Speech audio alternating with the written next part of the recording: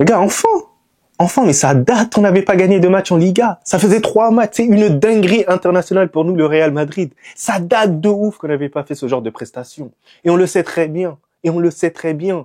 Donc pourquoi je suis content, et là je veux l'avouer, c'est simplement parce que le Real Madrid revient au classement. Le Real Madrid égale le FC Barcelone. Le Real Madrid revient plus fort que jamais pour l'obtention du titre. Le Real Madrid a les mêmes points que le FC Barcelone. Mais c'est bon, je vais me calmer, parce que là je commence à m'enflammer. C'est vrai qu'à la différence de but, le FC Barcelone reste en première position, parce que oui, à la différence de but, ils sont devant nous. C'est vrai, il n'y a pas de souci, ça je peux l'avouer. Mais ça nous permet de passer juste devant l'Atlético de Madrid, parce que hier, l'Atlético de Madrid s'est imposé.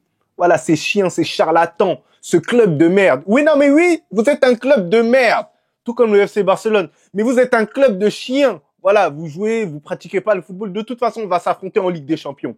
Inch'Allah, qu'on vous tabasse. Inch'Allah, vous sortez de toutes les compétitions. À part lorsque vous affrontez le FC Barcelone, quand même. Voilà, faut pas non plus abuser, tranquille. Donc les gars, on est parti pour le débrief de Gérone contre le Real Madrid qui s'est déroulé au Santiago Bernabéu. Mais avant tout, n'hésitez pas à vous abonner, à partager la chaîne, mais aussi à activer la cloche, ça me donnera énormément de support en bien la famille. Donc le Real Madrid s'impose sur le score de 2-0 face à Gérone, atomise cette équipe de Gérone. C'est bon, je me calme. Je me calme parce que là, j'allais encore m'enflammer. Le Real Madrid a été en totale maîtrise, en gros.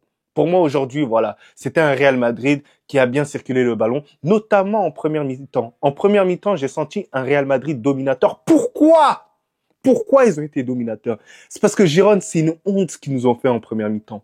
Ils ont refusé le jeu. Ils ont refusé d'attaquer. Ils ont joué comme l'Atlético de Madrid. Ils ont mis le bus devant. Et c'était honteux. Ils ont rien tenté. Ils ont eu peut-être 1 ou 2 actions. Et les 2 actions, on va pas se mentir que Thibaut Courtois, il a été tout simplement stratosphérique, incroyable, indéboulonnable. Non, franchement, c'est un truc de ouf. Il mesure 2 mètres et il arrive à avoir des ballons au ras du sol. Il arrive à tomber aussi rapidement sur le sol. Mais c'est une anomalie, ce type-là.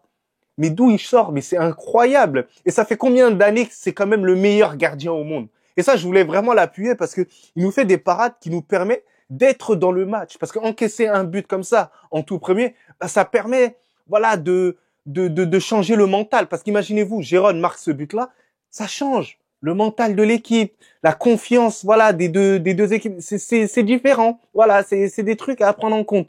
Après, voilà, ce qui a fait que le Real Madrid a fait la différence, c'est grâce à un individu. Un individu, ça date, il est au Real Madrid. Ça fait longtemps qu'il est au Real Madrid. Luka Modric, Lukito, merci d'exister. Il a mis un bombasso. Il a mis une mine. Il a tout simplement déglingué les cages. Parce que, vous savez, Luka Modric, c'est quelqu'un qui déteste quand une équipe, elle met le bus. Donc là, il a tout simplement dit, moi, j'aime le jeu. Donc, je veux vous terrasser là maintenant. Il a mis une frappe. Il a mis tout son cœur.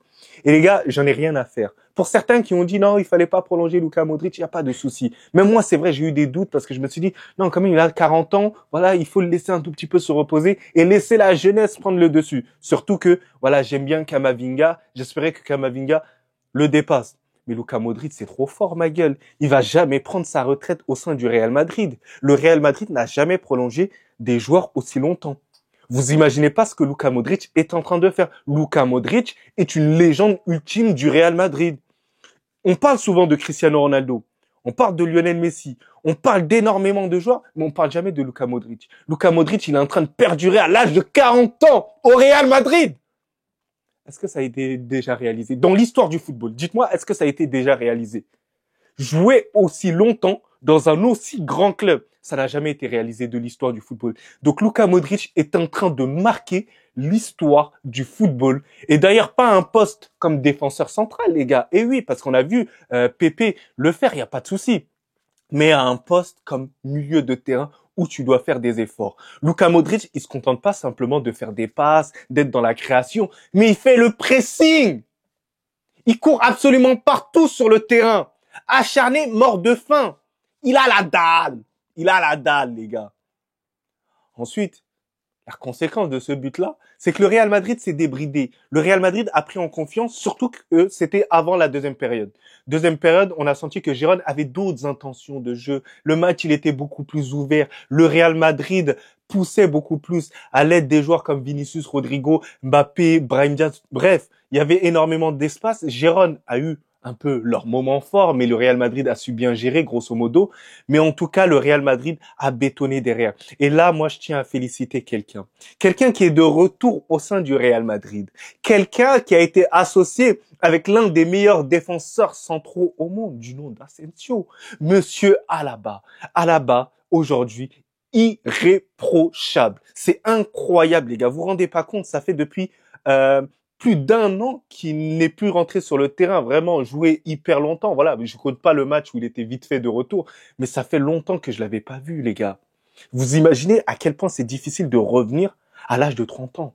À l'âge de 30 ans, revenir d'une telle blessure, c'est quasiment inespéré. Donc moi, ça m'a énormément rassuré. Pourquoi aussi? Parce qu'il y a eu un clean sheet.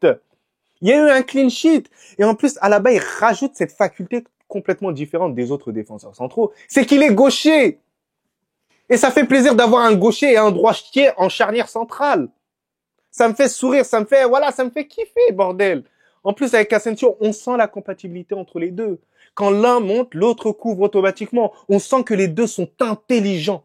Dans chaque geste, c'est appliqué. Les relances ont été appliquées aujourd'hui. Je n'ai pas tremblé ne serait-ce qu'une fois dans ce match, quasiment. À part 2 fois quand je vous ai parlé de Thibaut Courtois, ça peut arriver à certains moments du match. Il y a les temps forts et les temps faibles. Mais tout simplement pour vous globaliser que ils ont été rassurants derrière. Propres derrière. Et ça a permis de faire récupérer des joueurs comme Rudiger, comme d'autres joueurs. Bref, voilà, d'autres joueurs. Mais franchement, j'ai été agréablement surpris de son retour et j'ai hâte de voir. Et là, ça m'a hypé. Voilà, pourquoi pas de le mettre titulaire par la suite. Et d'ailleurs, un autre qui a été au repos là aujourd'hui, et ça m'a fait plaisir, Valverde qui a été au repos au profit de Lucas Vazquez qui a fait son taf là aujourd'hui. Après, néanmoins, les gars, on va parler vraiment de tout ce qui est offensif. Et on va parler de Vinicius. Vinicius qui a été auteur d'un but aujourd'hui à l'aide de la passe décisive que Kylian Mbappé il a eu. Relation Kylian Mbappé et Vinicius. Moi, ce que je vais reprocher à Vinicius, même si je suis très content qu'il ait réussi à marquer, même si c'est l'un de mes joueurs préférés, mais Vinicius, par moment, il fait les mauvais choix. Il y a des moments où il doit pas donner la balle à Mbappé, mais il va donner la balle à Mbappé. Il y a des fois où il doit donner la balle à Mbappé, mais il va pas la donner à Mbappé. Et c'est ça toute la problématique. C'est ça toute la problématique. Il y a un moment donné dans un match où il part en contre-attaque, où il doit partir tout seul. Mais il force à la donner à Kylian Mbappé parce que la première fois, il l'a pas donné. Donc il a voulu lui donner la balle pour se faire pardonner. Mais c'est pas comme ça le football. Il y a un moment donné, il faut bien juger le coup. Si tu es en capacité d'aller marquer ton but, de stater à ce moment-là, il faut y aller. Et c'est ce côté altruiste que Vinicius, des fois, on aime, on le kiffe pour ça. Mais c'est ça. Et en fait, il faut qu'il ait cette âme de tueur pour avoir davantage de stats. C'est ce que Kylian Mbappé, il arrive à faire à certains moments. Vous avez vu Kylian Mbappé, lorsqu'il faut faire le crochet pour enchaîner direct, il le fait. Lorsqu'il faut la donner délicatement à Vinicius pour qu'il puisse inscrire son but, il le fait aussi. Voilà. Ça, il faut que ça vienne dans la tête de Vinicius. Mais après, lorsque je vois certaines personnes critiquer quand même le match de Vinicius en disant qu'il était assez nul, les gars, vous avez pas vu son match. Là, aujourd'hui, Vinicius, dans sa percussion de balle, c'était assez intéressant. Il driblait à chaque fois son vis-à-vis. Il essayait de centrer. C'est vrai qu'il n'y avait pas énormément de présence dans la surface de réparation. Pourquoi? Parce qu'il n'y avait pas Jude Bellingham dans cette surface de réparation qui vient apporter le surnombre. Voilà, c'est un joueur comme Brahim Diaz qui est un peu plus mobile, c'est vrai, dans l'entrejeu. Mais qui aura moins de présence dans la surface de réparation, on le sait très bien, c'est plus son style de jeu. Mais Vinicius, je l'ai trouvé assez mobile là aujourd'hui. Rodrigo, comme d'habitude, animateur dans le jeu, voilà, qui arrive à placer ses 1-2, qui arrive à être dynamique, qui arrive à être précis à chaque fois, éliminer le joueur à chaque fois. Moi, j'ai trouvé que Rodrigo, il était assez bon, même sur les phases défensives, tu vois, ses allers-retours, vraiment, c'est impressionnant. Il est en train de passer quand même un cap, hein. C'est quand même impressionnant. Mais bon, voilà, moi, j'ai trouvé que Vinicius, les gens, ils ont été vraiment durs quand même avec eux lorsque j'ai vu un tout petit peu les réactions un peu sur Twitter. Mais en tout cas, à mon humble avis, il fait un très bon match. Mais c'est juste qu'à un moment donné, voilà, il y a des situations où il est un peu brouillon. C'est plus sur cet aspect-là. D'ailleurs, à noter Kylian Mbappé qui a réalisé un très bon match. J'ai bien apprécié ses prises de balles, ses enchaînements. C'est vrai qu'il a manqué de réussite à certains moments, notamment lorsqu'il contrôle la balle, il frappe tout de suite pied gauche et qu'il la rate. Lorsque Endrick, il percute et qu'il le décale. Voilà, j'ai senti que là, Kylian Mbappé, il devait la mettre rien que pour que Endrick, il a sa petite stat. Parce que j'ai vu que Endrick, il était un peu déçu. Voilà, je sais pas si vous avez vu hein, de plus proche, mais Hendrik, il était un peu déçu que Mbappé ne réussisse pas à marquer parce que tout ça, c'est des justificatifs de pourquoi Hendrik doit avoir plus de temps de jeu. Je veux pas dire titulaire, mais davantage de temps de jeu. Ouais, parce que j'ai aimé sa prise de balle quand même, Hendrik. Ça, c'est des situations qui me rassurent. Parce qu'en réalité, Hendrik, on n'arrive pas trop à le jauger. Alors, on n'arrive pas trop à voir vraiment qui il est. Après, il y a un autre joueur qui me fait énormément de peine, qui aurait pu avoir du temps de jeu là aujourd'hui, c'est quand même Arda Güler. Alors, en conférence de presse, juste après le match, Carlo Ancelotti a dit que Arda Güler, il va bien et qu'il est prêt à jouer. Donc là, la question qu'on a envie de lui poser, c'est pourquoi il ne joue pas? C'est pourquoi il ne joue pas. Et il va falloir trouver une solution avec lui. C'est vrai qu'il y a des rumeurs comme quoi il devrait quitter le Real Madrid là. Donc voilà, c'est à nous de voir hein, si on ne souhaite pas faire jouer Arda Güler, qu'il parte du club et qu'il se fasse plaisir dans un autre club parce que c'est un talent tout simplement extraordinaire et qu'il faut que d'autres clubs bénéficient de ça. Et j'aimerais voir Arda Güler tout simplement heureux. Là, il est sur le banc, il est inutilisé. Pour moi, c'est un gâchis. Alors c'est vrai qu'il y a pas mal de concurrents. Je me mets aussi à la place de Carlo Ancelotti, mais voilà quoi, ça me fait de la peine lorsque je vois de la jeunesse et avec un fort potentiel, surtout que là aujourd'hui, t'as mis au repos Asensio, t'as mis en repos Valverde, t'as mis en repos pas mal de personnes. Modric, voilà, tu l'as fait sortir à un moment donné. Donc voilà, je ne sais pas. Je ne sais pas, il aurait pu faire un tout petit peu plus de turnover à ce moment-là. Dites-moi un peu vos avis par rapport à cette situation parce que je suis un peu voilà, je suis un peu entre les deux, entre comprendre Carlo Ancelotti sur ses choix et comprendre Arda Güler sur sa frustration.